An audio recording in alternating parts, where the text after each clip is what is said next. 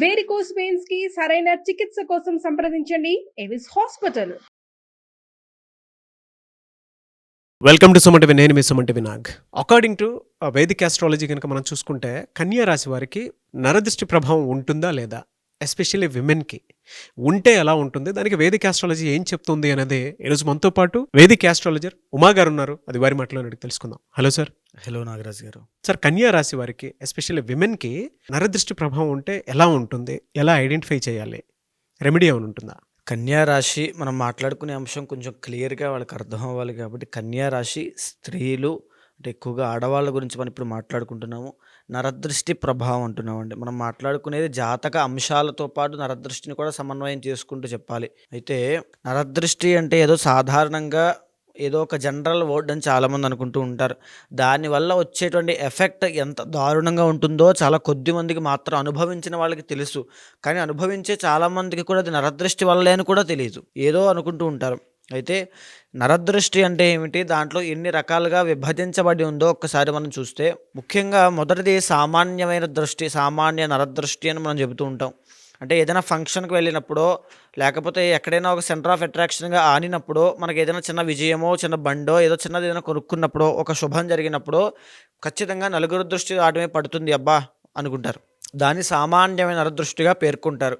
దానివల్ల సాధారణంగా ఈ యొక్క జ్వరము, వికారము, వామిటింగ్స్, ఆకలి లేకపోవడము, నిద్ర పట్టకపోవడం లాంటి ఎఫెక్ట్స్ అనేవి ఖచ్చితంగా 2 నుంచి 4 రోజుల్లోనే కనబడిపోతాయి. దానివల్ల ఎప్పుడైతే ఆ వ్యక్తి స్ట్రాంగ్ విల్ పవర్తో కానీ భగవద్ ఆరాధన, దేవతార్చన లాంటివి చేస్తూ ఉంటాడో, ఆ దృష్టి నుంచి తొందరగానే మళ్ళీ ఉపశమనం పొందగలుగుతాడు, ఏం చేయకపోయినా వారి యొక్క జీవనశైలి ద్వారానే. ఇక రెండవది మహానరదృష్టి అండి.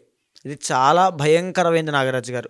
దీని గురించి చెప్పాలి అంటే, ఈ మహానరదృష్టి సోకిన వాళ్ళు యాక్సిడెంట్స్కి గురవుతుంటారు, రక్తం కళ చూస్తారు, అవయవాలు సరిగ్గా పనిచేయకపోవడం, పెరాలసిస్ వస్తుంది చాలామందికి, లెఫ్ట్ ఆర్ రైట్ కానీ. తరువాత తీవ్రమైన ఆరోగ్య సమస్యలు వస్తాయి, కానీ అది ఏ సమస్యో గుర్తించడం చాలా కష్టం అవుతుంది. హాస్పిటల్స్కి విపరీతమైన డబ్బులు ఖర్చు పెడుతూ ఉంటారు. ఎలాంటి ఆరోగ్య సమస్య ఏంటో కూడా బయటపడదు అది. అదొకటి. రెండవది గృహ నిర్మాణములు కానీ, ఏదైనా ఒక ఓపెనింగ్స్ కానీ, ఇంట్లో శుభకార్యం కానీ అనుకున్నప్పుడు, దాని గురించి మనం చేద్దాం అనుకున్నప్పుడు, అది పనిలో పడినప్పుడు, ఆ ప్రయత్నం చేస్తున్న క్రమంలో ఇల్లు కడతారు, ఒక అంతస్తు, 2వ అంతస్తు, 3వ అంతస్తు దగ్గర అర్ధాంతరంగా మధ్యలో ఆగిపోతుంది. మళ్ళీ అది కొన్ని నెలలైనా సంవత్సరాలైనా శంకుస్థాపన అవుతుంది, మళ్ళీ ముందుకు వెళ్ళదు ఇంకా పని. దాన్ని మహానరదృష్టి అంటారు. ఈవెన్ ఎంగేజ్మెంట్ అవుతుంది, పెళ్ళిళ్ళు క్యాన్సిల్ అయిపోతాయి, మహానరదృష్టి. తర్వాత ఒకరి తర్వాత ఒకరు ఇంట్లో చనిపోతూ ఉంటారు, అది మహానరదృష్టి. తర్వాత భగవంతుడి మీద ఆసక్తి తగ్గిపోతుంది, నమ్మకం తగ్గిపోతుంది. భగవంతుడు లేడు, ఏమీ లేడు, ఏం పర్వాలేదు, నేను చచ్చిపోతాను, ఆత్మహత్యలు చేసుకునేటువంటి ఆలోచనలు, భావనలు, ప్రకంపనలు, ఆ స్వభావంలో మార్పులు, శరీరంలో మార్పులు, ఇవన్నీ కూడా మహానరదృష్టి. ఇక మూడవది సంభోగ దృష్టి అని ఉంటుందండి. ఒక అన్యోన్యంగా బ్రతికేటువంటి భార్యాభర్తల దంపతుల మధ్యలో ఆ అందంగా ఉండేటువంటి ఎవరో ఒకరి మీద మూడో ఒక వ్యక్తి యొక్క దృష్టి పడినప్పుడు, ఆ వ్యక్తి యొక్క దృష్టిని సంభోగ దృష్టిగా పేర్కొంటారు. దానివల్ల ఆ దంపతుల మధ్యలో అన్యోన్యత తగ్గిపోతుంది, లేదా అక్రమ సంబంధాలకి దారితీస్తాయి, లేదా వీళ్ళిద్దరి మధ్యలో అనుమానాలు, సందేహాలు, భార్య భర్తను సరిగ్గా పట్టించుకోకపోవడం, భర్త భార్యను సరిగ్గా పట్టించుకోకపోవడము, ఇంతకు ముందులా ఉండకపోవడం లాంటివి ఎన్నో సమస్యలు సంభోగ దృష్టి వల్ల మ్యారీడ్ లైఫ్లో ఇష్యూస్ వస్తాయి, రిలేషన్షిప్లో ప్రాబ్లమ్స్ వస్తాయి, డైవర్స్ దాకా వెళ్ళిపోతాయి. ఇక నాలుగవది సంతాన దృష్టి అని ఉంటుందండి. అంటే చిన్నపిల్లలకి, చంటి పిల్లలు ఉంటారు కదా, చంటి పిల్లలు ఏమీ లేకుండా, అసలు ఏ కారణం లేకుండా అర్ధరాత్రి పూట లేచి కూర్చుని ఏడుస్తూ ఉంటారు ప్రతిరోజు. లేకపోతే ఆరోగ్య సమస్యలు, వాళ్ళకి డైజెషన్ ప్రాబ్లమ్స్, జ్వరాలు, లేకపోతే తినరు, పెట్టింది చిక్కిపోతూ ఉంటారు, చిక్కి శల్యం అయిపోతుంటారు. ఇవన్నీ కూడా సంతాన దృష్టి. చాలామంది పిల్లలకి సంతాన దృష్టి తీవ్రమైనప్పుడు ఆ పిల్లలు చనిపోవడం కూడా జరుగుతుంది నాగరాజు గారు. అది చాలా ప్రమాదకరమైంది. ఇంకా చెప్పాలంటే, ప్రెగ్నెన్సీ ఉన్నటువంటి లేడీస్ కనుక వాళ్ళ మీద సంతాన దృష్టి పడింది అంటే, ఆ డెలివరీ అయ్యేలోపు మిస్క్యారీ అయిపోతుంది, బ్లీడింగ్ ప్రాబ్లమ్స్ వస్తాయి, పీసీఓడి ఆర్ పీసీఓఎస్ నార్మల్ లేడీస్కి వస్తాయి. ఖచ్చితంగా ఇలాంటి ఇబ్బందులతో సంతాన దృష్టి అనేటువంటి నరదృష్టి పడినప్పుడు చాలా ఇబ్బంది అండి. సంతానం ఖచ్చితంగా ఎఫెక్ట్ అవుతారు. ఎవరింట్లో అయినా సంతానం ఇబ్బంది అవుతోంది, వంశోద్ధారకుడు పుట్టట్లేదు, సంతానం కలగట్లేదు అనుకుంటే ఖచ్చితంగా గుర్తుపెట్టుకోండి, సంతాన దృష్టి మీ మీద ఉంది. ఆ దృష్టి దోషం పోయేంత వరకు కూడా ఆ సంతానం నిలవదు. ఇది బాగా గుర్తుపెట్టుకోవాలి. తరువాత వచ్చేటువంటి సూక్ష్మ నరదృష్టి అని ఉంటుందండి. అంటే మన చుట్టూ ఉండేటువంటి మన ఫ్రెండ్సో, మన ఫ్యామిలీయో, లేకపోతే మన బంధువులో, మన పరివారంలో ఉండేటువంటి వాళ్ళో కావాలని మనం ఎదుగుతున్నామనే విషయాన్ని దృష్టిలో ఉంచుకొని వెళ్ళొద్దు, చెయ్యొద్దు, పాడైపోతావు, నాశనం అయిపోతావు, పడిపోతావు, అప్పుల పాలైపోతావు, ఇబ్బందులకు గురవుతావు, నువ్వు ఒక్కడివే ఉంటావు, ఎవరు సహాయం చేయరు అని భయ ప్రకంపనలకి మనల్ని ప్రలోభ పెడుతూ ఉంటారు. అంటే మనం జాగ్రత్త అని మనం అనుకుంటూ ఉంటాం చాలామంది వ్యక్తిగతంగా. సో మీరు చూసుకుంటే కనుక తల్లిదండ్రులు కూర్చోబెట్టి చెప్పేటువంటి జాగ్రత్తకి, వాళ్ళు చెప్పేటువంటి మాటకి చాలా థిన్ లేయర్ మాత్రమే అడ్డుంటుందండి. సో చూస్తే ఆ యొక్క డిఫరెన్సే సూక్ష్మ నరదృష్టి. ఆ సూక్ష్మ నరదృష్టి పడింది అంటే మీ అంతటా మీరే, మీ యొక్క ప్రయత్నపూర్వకంగానే మీరు చేసే ప్రతి పనిలోనూ ఆటంకాలు మీరే తెచ్చుకుంటారు. మీరు ఒక కాన్ఫిడెన్స్తో ముందుకు వెళ్ళలేరు. ఓవర్ థింకింగ్ ప్రాబ్లం వస్తుంది. మీరు ఒక పెద్ద వ్యక్తిని ఇంటర్వ్యూ చేయాలనుకున్నారనుకోండి, సూక్ష్మ నరదృష్టి పడినప్పుడు ఆ భయంతో మీరు సరిగ్గా పెర్ఫామ్ చేయలేరు. ఎందుకులే పెద్ద వ్యక్తి మళ్ళీ ఇబ్బంది అవుతుందేమో అని పక్క వాళ్ళు చెప్పేటువంటి మాటలన్నీ మైండ్లో ఉంటాయి. అది సూక్ష్మ నరదృష్టి అండి, నష్టానికి స్లో పాయిజన్ లాంటిది.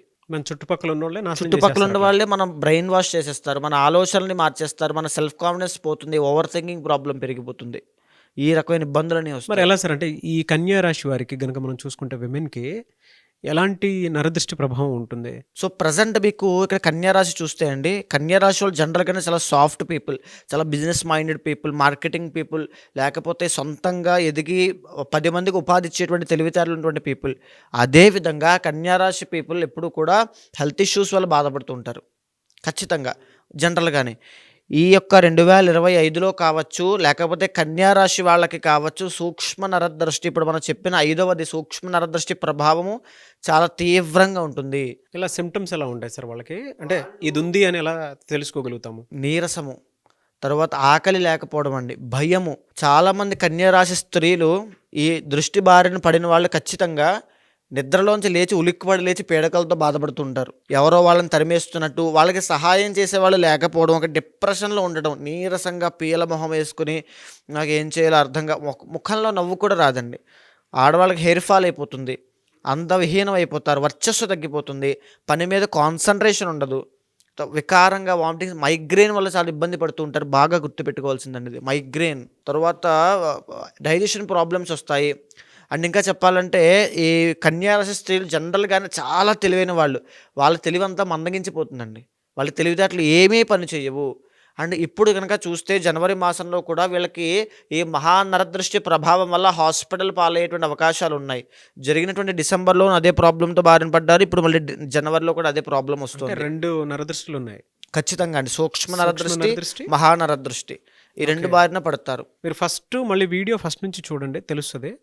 సూక్ష్మ నరదృష్టిలో ఏముంటుంది అని అంటే మీ చుట్టుపక్కల ఉండేటువంటి వాళ్ళే మిమ్మల్ని ఇన్ఫ్లుయెన్స్ చేసి చెడగొట్టేస్తారు. మహానరదృష్టి అంటే ఇంక మీరు ఫస్ట్ నుంచి వీడియో చూస్తే మీకు తెలుస్తుంది దాని చాలా విధంగా ఇబ్బందులు ఉంటుంది. పడతారండి, హాస్పిటల్స్కి, సర్జరీస్కి, ఇంజూరీస్కి, గాయాలు పాలవ్వడము, అసలు నిరంతరం మెడికేషన్ వాడుకునేటువంటి అవసరం. ఈవెన్ టీనేజ్లో ఉన్నటువంటి కన్యారాశి అమ్మాయిలకు కూడా ఈ మహానరదృష్టి ప్రభావం వల్ల నిరంతరం మందులు వాడాలి, హాస్పిటల్కి వెళ్ళాలి, ట్రీట్మెంట్ చేయించుకోవాలి, చెకప్లు చేయించుకోవాలి, డబ్బులు వాటి ఖర్చు పెట్టాలి. ఎలా సార్ ఏ మంత్ నుంచి ఏ మంత్ వరకు ఎలా ఉంటుంది వాళ్ళకి? ఇప్పుడు వీళ్ళకి చూస్తే అండి, జనవరి మాసం దగ్గర నుంచి మార్చి దాకా సూక్ష్మ నరదృష్టి ప్రభావం చాలా తీవ్రంగా ఉండే అవకాశాలు ఉన్నాయండి.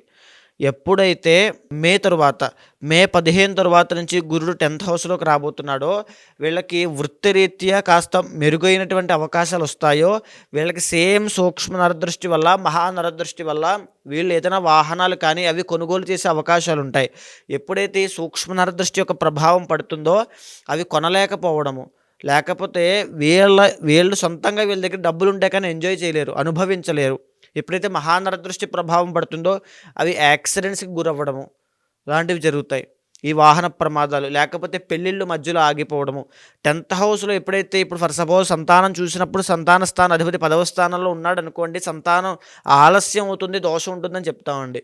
సో సంతానం కోసం ప్రయత్నించే వాళ్ళకు కూడా మిస్క్యారీ అవ్వడము, లేకపోతే ఆ ఆరోగ్య సమస్యలు, సంతానానికి సంబంధించిన ఆరోగ్య సమస్యలు బాగా గుర్తుపెట్టుకోండి నాగరాజు గారు. కన్యారాశి స్త్రీలకి కనుక న్యూరో సంబంధించినటువంటి ప్రాబ్లమ్స్ వస్తున్నాయి అనంటే, డెంటల్ ప్రాబ్లమ్స్ వస్తున్నాయి అనంటే, ఈఎన్టీ ప్రాబ్లమ్స్ వస్తున్నాయి అనంటే అది మహానరదృష్టి యొక్క ప్రభావం చేత వస్తాయి. బాగా గుర్తుపెట్టుకోండి. ఈ 3 విషయాలు, ఈ 3 ఆరోగ్య సమస్యలు వాళ్ళకు వస్తున్నాయి అంటే ఖచ్చితంగా మహా నరదృష్టి యొక్క ప్రభావం ఉంది.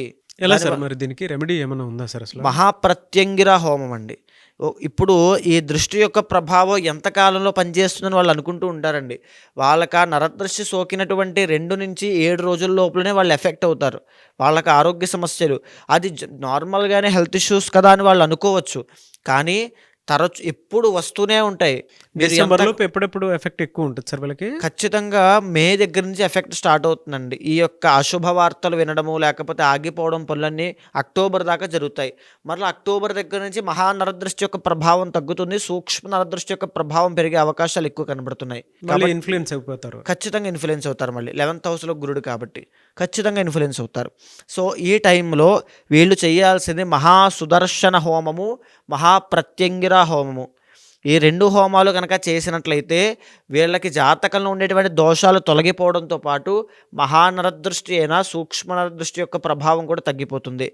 ఎప్పుడైతే ఆ మహాప్రత్యంగిర అమ్మవారి యొక్క హోమాన్ని ఉపాసన చేసినటువంటి బ్రాహ్మణులు లేదా పండితులు కనుక చేసి ఆ మంత్రాన్ని అభిమంత్రించి వీళ్ళ మీద చల్లుతారో, వీళ్ళ కుటుంబ సభ్యుల మీద చల్లుతారో, ఇంటి మీద చల్లుతారో, ఇంట్లో ఉన్నటువంటి దోషము, దుష్ప్రభావము, నరదృష్టి అన్నీ కూడా దగ్ధం అయిపోతాయి. ఎలా మీరు చేస్తారా సార్ అవి? తప్పకుండా అండి. ప్రత్యంగిర హోమం? దీంతో పాటు ఇంటర్నల్ జాతకంలో కూడా చూడాలి. ఇంటర్నల్ జాతకంలో ప్లానెట్స్ బలంగా ఉన్నాయి అనుకోండి, చాలామంది ఓవర్కమ్ చేయగలుగుతారు. ఆ శక్తి వాళ్ళకి లేదు అనుకోండి, ఆ సమస్యలు ఇరుక్కుపోతారు. ఆ మహానరదృష్టి అనేటువంటి చాలా ప్రమాదకరమైంది నాగరాజు గారు. సో ఎప్పుడైతే ఆ ఇంటర్నల్ జాతకంలో చూసిన తర్వాత ప్లానెట్స్కి అనుగుణంగా ఈ యొక్క ప్రత్యంగిర అవ్వచ్చు, ఈ యొక్క మహా సుదర్శన హోమం అవచ్చు చేస్తామో వాటి నుంచి తొందరగా వెంటనే శీఘ్ర ఉపశమనం అనేది కలుగుతుంది. దీంతో పాటు ప్రతి జాతకుడు అంటే ఈ దృష్టి వల్ల బాధపడేటువంటి ప్రతి జాతకుడు ఉండేటువంటి సమస్య ఒకటి, పూజలు చేయడానికి ఇష్టపడరు, ఆసక్తి చూపించరు, లేదా వాళ్ళకి ఆ ఇంట్రెస్ట్ అనేది కలగదు, కాన్సన్ట్రేషన్, భక్తి శ్రద్ధలు రావు, పూజల మీద భగవంతుడి మీద నిలబడదు. కాబట్టి బ్రహ్మ ముహూర్తంలో ఈ పూజ అయిన తరువాత నుంచి, ప్రత్యంగిర మహాసుదర్శన హోమం అయిన తరువాత నుంచి బ్రహ్మ ముహూర్తంలో లేచి నేను చెప్పినటువంటి మంత్రాన్ని ఓం శ్రీమాత్రే నమః అనేటువంటి మంత్రాన్ని ప్రతిరోజు బ్రహ్మ ముహూర్తంలో లేచి 108 సార్లు చదవాలి. అలా 48 రోజుల పాటు చదవాలి. అలా చదివితే ఒకవేళ హోమం లేకుండా చదువుకోవచ్చా అనుకుంటారు. అలా చదివేటువంటి ఆసక్తి మీకు లేకపోవడం చేత, భక్తి దాని మీద దృష్టి పెట్టలేకపోవడం చేత సమస్య సార్ట్అవుట్ అవ్వడం చాలా కష్టం అండి. ఏదో తాత్కాలిక ఉపశమనం పొందుతారు. ఎప్పుడైతే అమ్మవారి యొక్క హోమం జరుగుతుందో ఆ తరువాత నుంచి జరిగేటువంటి మంత్రజపం మీకు సిద్ధిస్తుంది. మంత్రసిద్ధి అనేటువంటిది కలుగుతుంది. బాగుంటే ప్రతిరోజు చేసుకున్నట్లయితే నరదృష్టి ప్రభావం మళ్ళీ జీవితంలో మీ దరి చేరదు. ఎవరికి వారికి సంబంధించినటువంటి వాటిలో కనుక మనం చూస్తే వ్యక్తిగత జాతకం ప్రకారం ఒక్కొక్కరికి ఒక్కొక్క దోషాలు అవి ఉంటూ ఉంటాయి. జనరల్గా మీ దగ్గరకు వచ్చి ఏదైనా యజ్ఞాలు, యాగాలు, హోమాలు చేయించుకుందాం అనుకున్నటువంటి వాళ్ళు ఉంటారు. పెళ్లిళ్ళకు ముహూర్తం పెట్టించుకోవాలి అనుకున్నటువంటి వాళ్ళు ఉంటారు. దాంతోపాటు కొంతమంది అన్నప్రాసన వాటికి సంబంధించింది కూడా ఉంటుంది. కొన్ని యజ్ఞాలు, యాగాలు, హోమాలు. సో వాళ్ళ బిలీఫ్ సిస్టమ్ ప్రకారం మిమ్మల్ని అప్రోచ్ అవుదాం అనుకుంటారు. అది ఏ రాశి వారైనా సరే, నక్షత్రం వారైనా సరే. వాళ్ళకి మీరు టైం ఇస్తారా? అపాయింట్మెంట్ తీసుకోవచ్చా? ప్రాసెస్ ఏంటి? తప్పకుండా అండి. మీరు కింద కనిపించేటువంటి నెంబర్కి కనుక కాంటాక్ట్ అయితే, ముఖ్యంగా ఈ జ్యోతిష్ శాస్త్రంలో ఎలాంటి సమస్యలున్నా, సందేహాలున్నా, లేకపోతే ఏదో మా మీద దుష్ప్రభావాలు ఉన్నాయి, ఇంట్లో శుభకార్యాలు ఆగిపోతున్నాయి, ఏంటో తెలియనటువంటి జీవితంలో అయిపోతుంది అనేటువంటి బాధ కానీ ఏమైనా ఉన్నా, ఖచ్చితంగా జ్యోతిష శాస్త్రం అనేటువంటిది నిర్దిష్టమైన పరిహారం ప్రతి ఒక్కరికి చూపిస్తుందండి. ఆస్ట్రాలజీ అనేటువంటిది ఒక ఆయుధం లాంటిది మన భారతదేశంలో. ఇది వెస్ట్రన్ కల్చర్లో కూడా అలవాటైందంటే దీని యొక్క పవర్ ఏంటో ఆలోచించవచ్చు. సో ఆస్ట్రాలజీ ద్వారా ప్రతి మనిషిని ప్రిడిక్ట్ చేయొచ్చు. ఆ వ్యక్తికి ఎప్పుడు ఎలాంటి సమయాల్లో ఎలాంటి జాగ్రత్తలు తీసుకోవాలో తెలుసుకోవచ్చు. ఎలాంటి ఆరోగ్య సమస్యల విషయంలో జాగ్రత్త ఉండాలి, ఎలాంటి వృత్తి వ్యాపారంలో సక్సెస్ అవుతాడు, ఎలాంటి సమయంలో పెట్టుబడి పెట్టాలి, స్టాక్ మార్కెట్ అవ్వచ్చు, లేకపోతే ఇన్వెస్ట్మెంట్స్ అవ్వచ్చు, గోల్డ్ అవ్వచ్చు, ప్రతి దాని విషయం గురించి ఈ ఆస్ట్రాలజీ చాలా కూలంకషంగా డీప్గా చెప్పింది. కాబట్టి దీన్ని అర్థం చేసుకునే విధానంలో తప్పకుండా అప్రోచ్ అవ్వచ్చు. ఖచ్చితంగా ఆ ముహూర్తాలకైనా సరే, యజ్ఞ యాగాదులకైనా, ఏ పూజా కార్యక్రమానికైనా తప్పకుండా అపాయింట్మెంట్ తీసుకోండి. కన్సల్ట్ అవుతాను, ఖచ్చితంగా చేపిస్తాను. డెఫినెట్గా. ఎనీవే సార్, థ్యాంక్ యూ అండి. థ్యాంక్ యూ సో మచ్ అమ్మ గారు. థ్యాంక్ యూ అండి. చూసారు కదా వీడియో. ఈ వీడియోపై మీ అభిప్రాయాన్ని కమెంట్ బాక్స్లో పోస్ట్ చేయండి. ముఖ్యంగా మీరు కనుక ఉమా గారిని వేదిక్ ఆస్ట్రాలజీ ప్రకారం మీకు ఉండేటువంటి లైఫ్ స్టైల్‌లో ఏదైనా చేంజెస్ తీసుకురావాలి అనుకున్నటువంటి వాళ్ళు, లేదనంటే ఏదైనా యజ్ఞాలు, యాగాలు, హోమాలు లాంటివి చేసుకోవాలి అనుకున్నా, అండ్ దాంతోపాటు మీకేదైనా డౌట్స్ ఉన్నా కూడా త్రూ వేదిక్ ఆస్ట్రాలజీ కనుక వెళ్ళాలి అనుకుంటే స్క్రీన్ మీద మీకు ఉమా గారి కాంటాక్ట్ నెంబర్ కనిపిస్తుంది. దాన్ని మీరు కాల్ ఆర్ మెసేజ్ వాట్సాప్ చేసి వెంటనే అపాయింట్మెంట్ బుక్ చేసుకోవచ్చు. అండ్ ఈ వీడియో లైక్ చేయండి, షేర్ మాత్రం తప్పకుండా చేయండి. ఇలాంటి మరిన్ని వీడియోస్ కోసం మా ఛానల్ ఫాలో అవ్వండి. Thank you.